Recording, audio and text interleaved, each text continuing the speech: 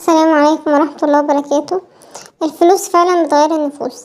أنا متزوجة من 2 سنين، وزوجي بيقبض فوق 30,000 جنيه في الشهر، وهو شغال في شركة أجنبية، وهو مرتاح ماديا وكريم قوي معايا ومع أهلي. وكنا بنتكلم كتير وهو في الشغل وبنكد عادي. هو ساب الشغل بسببي لأن هو مكانش بيركز بسبب المشاكل اللي كنت بعملها معاه.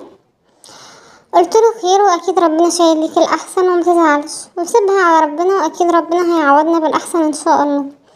فماما كلمتني بعدها وقالت لي سيبيه واتطلق، ده شغله كده مش ثابت.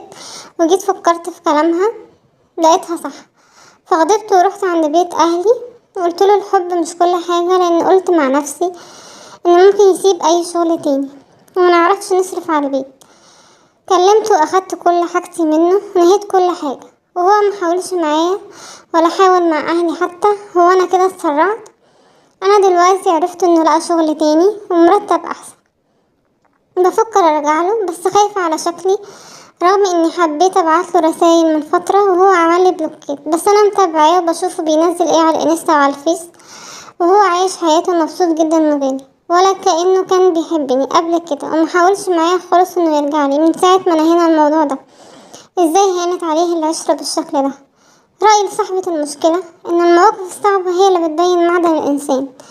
زي ما بيقولوا، عايز تعرف اللي قدامك بيحبك ولا لأ؟ اعرفه في المواقف الصعبة.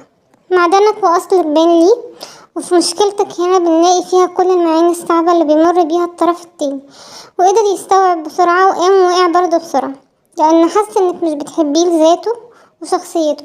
فلازم تراجعي نفسك قبل اتخاذ اي قرار، لان ده دليل على ضعف شخصيتك. فلو انت حسيتي ان قرارك ده كان غلط، اتعلمي من غلطك واوعي تكرريه تاني. ولو كنتي مش اتأثرتي بآراء والدتك كان الوضع اختلف وكان قرارك غير كده، وكنتي كملتي معاه، ولكن واضح انك حبيتي فلوسه عشان كده سمعتي كلام والدتك.